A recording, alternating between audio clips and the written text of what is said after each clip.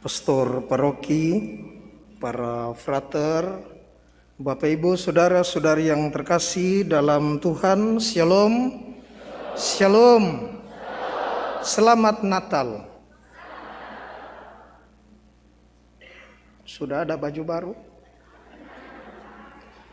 Saudara-saudari yang terkasih dalam Tuhan, pertanyaan awal bagi kita pada Natal tahun 2022 ini adalah mengapa Tuhan harus lahir?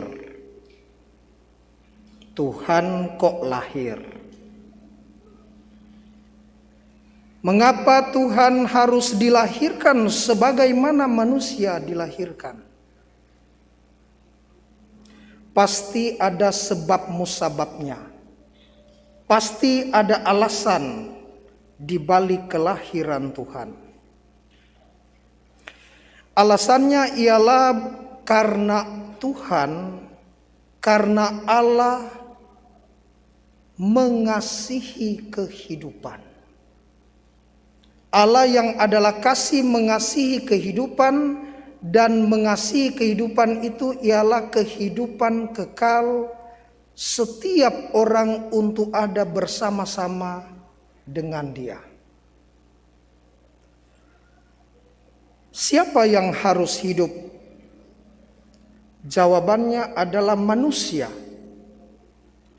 Manusia yang sejak Adam dan Hawa sampai generasi kita di Mamajang tahun 2022 ini, Allah menghendaki untuk kita semua hidup.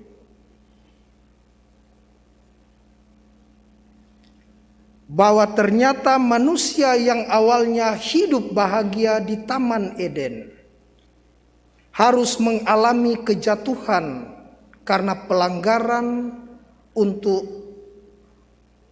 memakan buah terlarang dari pohon pengetahuan. Dan menariknya Bapak Ibu, tindakan pertama penyelamatan Allah karena kasihnya kepada manusia, sebelum manusia diusir dari Taman Eden, Allah mengenakan mereka pakaian dari kulit binatang. Dalam Kejadian 3 ayat 21. Karena ketika mereka menyemat cawat dari dedaunan pohon ara tidak berkenan untuk Tuhan. Mereka yang jatuh ke dalam dosa pada akhirnya harus dibayar. Upah dosa ialah mati. Dan mati itu harus dibayar dengan mati. Karena itu harus ada yang berdarah sehingga dosa itu boleh diampuni. Siapa yang berdarah? Yakni binatang yang diambil kulitnya untuk dijadikan pakaian. Disinilah tindakan ilahi Allah untuk pertama kali menjadi juru selamat.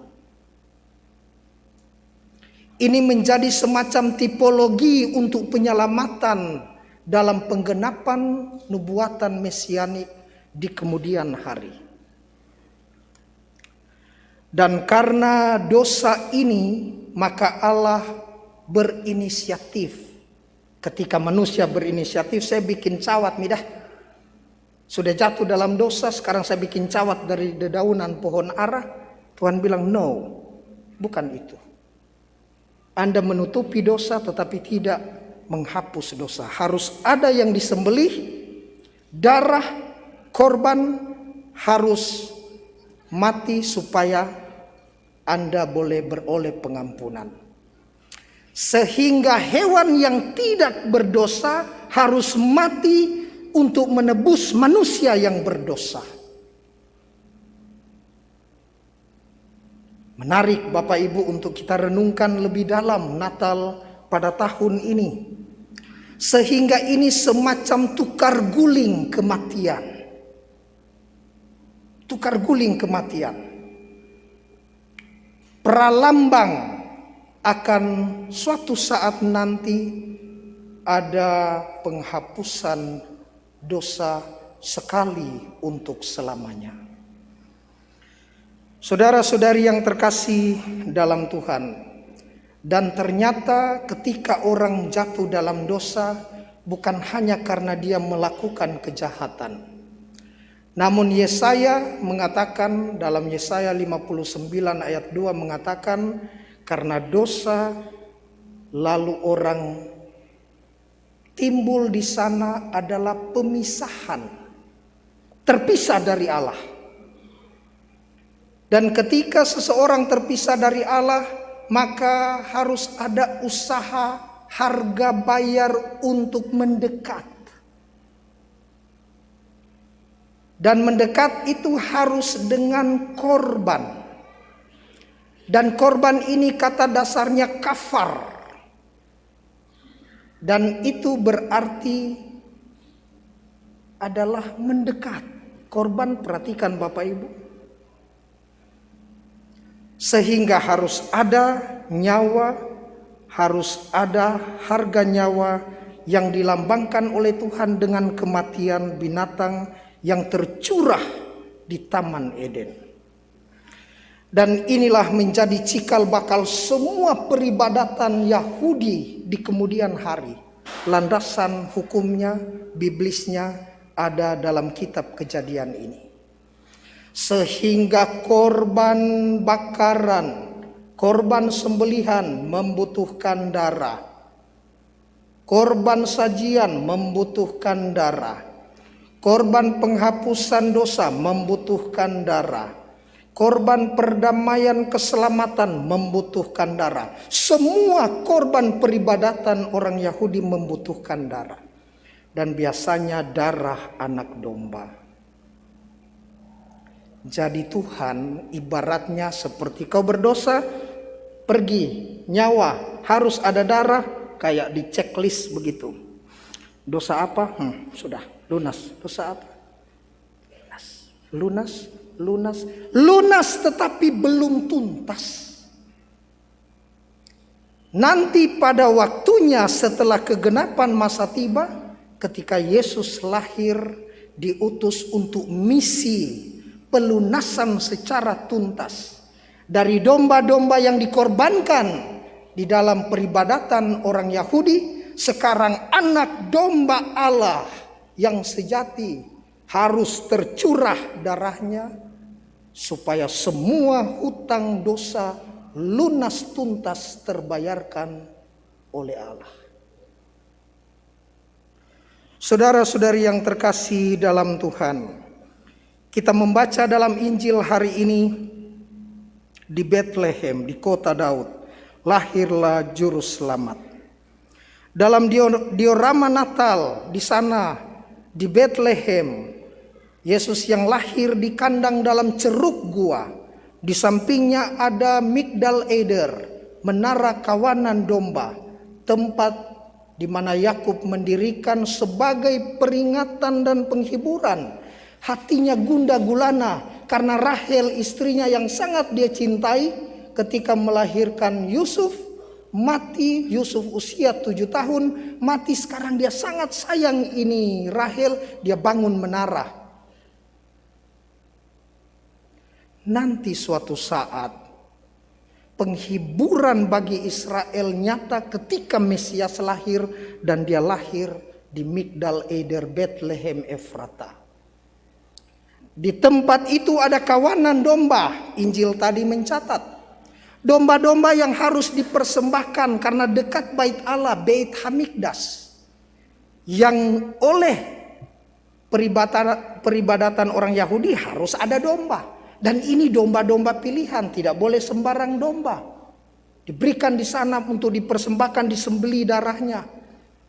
Sehingga kalau Yesus lahir di Bethlehem, tadi dalam Injil kita mendengar, karena tidak ada tempat bagi mereka di rumah penginapan, maka bukan karena orang tolak Yesus, Yosef dan Maria, tetapi karena waktu itu ada perayaan besar, sehingga penginapan penuh.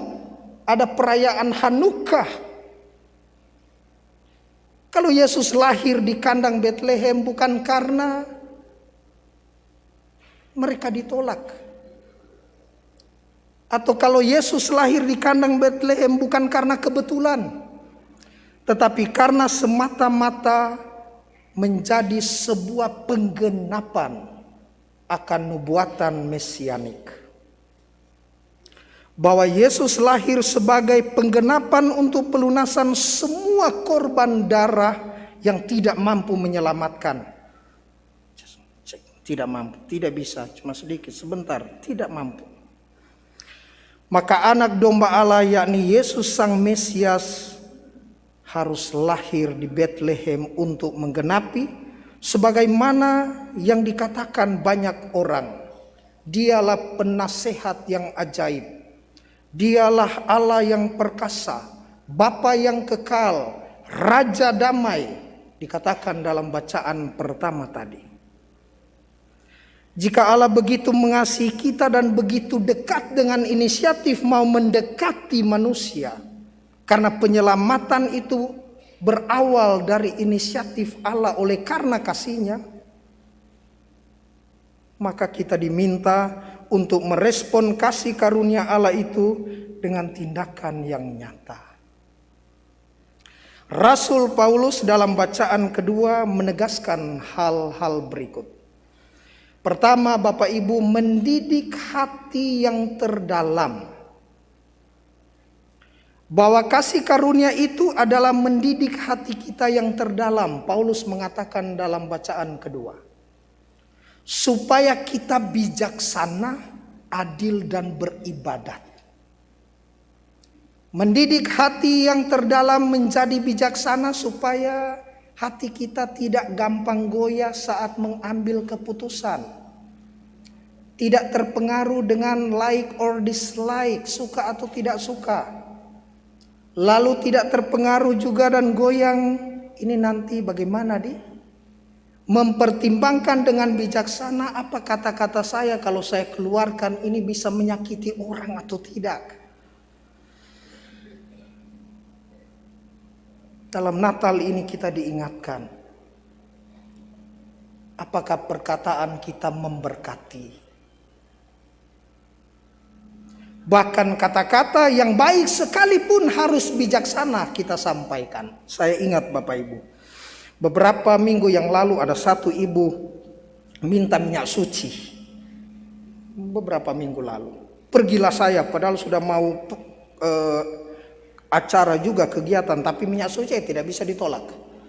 Sampai di sana mereka bilang, "Pastor, ini mama minta juga pengakuan dosa. 2 sakramen yang tidak boleh ditolak oleh imam." Sudah dengar saja. Setelah minyak suci dia mau mengaku dosa. Saya bilang dia punya anak-anak, kalian menjauh. Jangan dengar. Lalu Bapak Ibu, setelah mereka menjauh, ibu ini mengaku dosa karena serangan jantung tiba-tiba kodong. Saya menunduk dengar apa yang dia sampaikan. Tentu anak-anaknya dari jauh. Saya dengar pelan-pelan, mama itu cerita pelan-pelan. Semua diceritakan. Dan saya ini juga terbawa perasaan ya. Namanya juga orang mengaku dosa dalam keadaan seperti ini.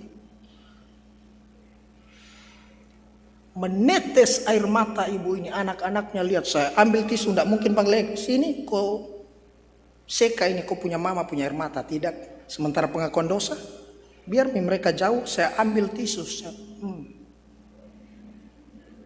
Sambil terbawa itu perasaan. Tetapi perhatikan Bapak Ibu, ketika perasaan masih sementara ikut dalam ibu ini punya rasa, dengan tidak bijaksana saya mengeluarkan satu kata yang bagi saya juga dilema mau dilanjutkan. Apa itu? Saya bilang, menunduk saya dan saya bilang, "Ibu, seandainya, apa kok?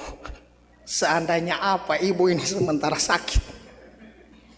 Kira-kira saya mau lanjutkan apa?"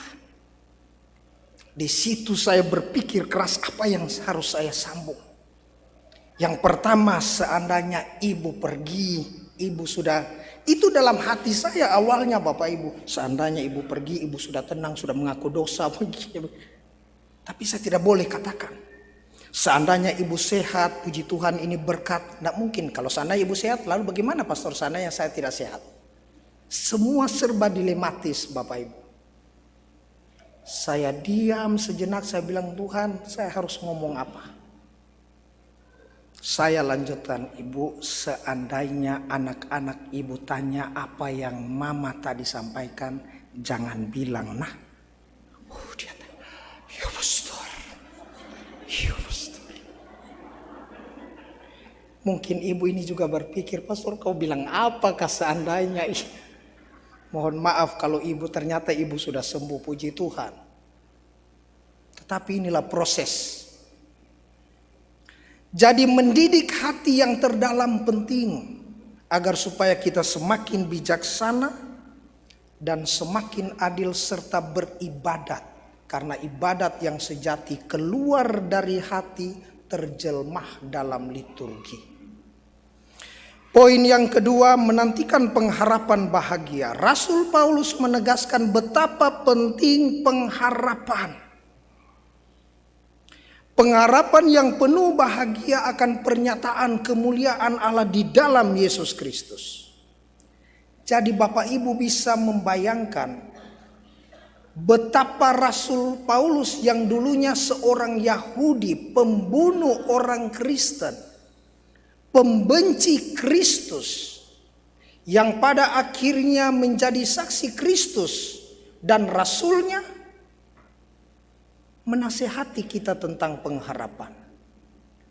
Maka betapa ironis tragis kalau kita sendiri tidak menaruh pengharapan. Pengharapan akan penyelamatan Allah. Dan yang terakhir, rajinlah berbuat baik. Rasul Paulus mengajak kita untuk menyadari bahwa kita ini semua milik kepunyaan Kristus, yang dikuduskan baginya sehingga kita diminta rajin berbuat baik. Karena perbuatan baik menjadi penting dari yang kecil sampai yang besar. Sebab iman tanpa perbuatan adalah sia-sia. Saya beriman, selalu beriman. Beriman, berdoa. Ketika minta terlibat dengan caranya, dia yang duluan berkelebat, terbang, hilang. Ada banyak orang di Mamajang ini yang luar biasa terlibat. Tadi siang saya pergi ke seminari, mengaku dosa sama Pastor Simon Refli. Pas di lampu merah sebelum jalan Gagak itu ada lampu merah di jalan apa saya lupa jalannya. Yang arah ke Satu Sama, sana Satu Sama atau sama saja. Pergi ke sana, ada satu mobil mogok persis di depan saya, lampu merah, di belakang saya ada dua mobil. Sudah lama mogok di situ, sudah hijau sampai merah lagi dia belum jalan, ternyata mogok kodong. Di klakson, lalu ada satu pengendara motor, dia turun. Dia dorong, cuma dia sendiri. Saya juga sudah bingung. Sudah hijau lagi. Di belakang klakson lagi. Saya putar kiri, banting kanan, jalan terus. Saya teringat tentang orang Samaria yang baik hati. Kau tahu, saya sudah di WA Pastor Simon Refli. Bro, jadi datangkah? Ini dilema. Saya mau lanjut atau tidak? Saya bilang, dan di dalam Injil tentang orang Samaria yang baik hati, imam lagi disebut. Imam lewat, imam lewat, imam lewat. Dia tidak tolong. Kurang ajarnya saya tadi. Bagaimana ini? Antara mau mengaku dosa itu saya turun. Saya jalan tapi pelan-pelan, rem-rem sedikit. Tapi setelah itu Bapak Ibu, jujur saya memutuskan parkir kiri. Tapi sudah agak jauh. Karena ini terusik. Saya mengaku dosa tapi saya bikin dosa. Parkir kiri, hujan-hujan tadi siang itu sekitar jam 11. Parkir kiri, balik kanan, mau pergi ke sana saya cari. Ternyata sudah hidup dan dia sudah berlalu. Bapak Ibu, jangan sampai kita kehilangan kesempatan berbuat baik. Ada kesempatan ambil. Ada kesempatan ambil. Perbuatan baik yang besar maupun yang kecil adalah cara Allah untuk menyatakan diri. Saudara-saudari yang terkasih dalam Tuhan, Natal tahun ini mengambil tema, maka pulanglah mereka ke negerinya melalui jalan lain. Kita diajak untuk mencari jalan lain bukan berarti melarikan diri dari pelbagai konsekuensi dan kerasnya kehidupan serta kemanusiaan yang terbatas.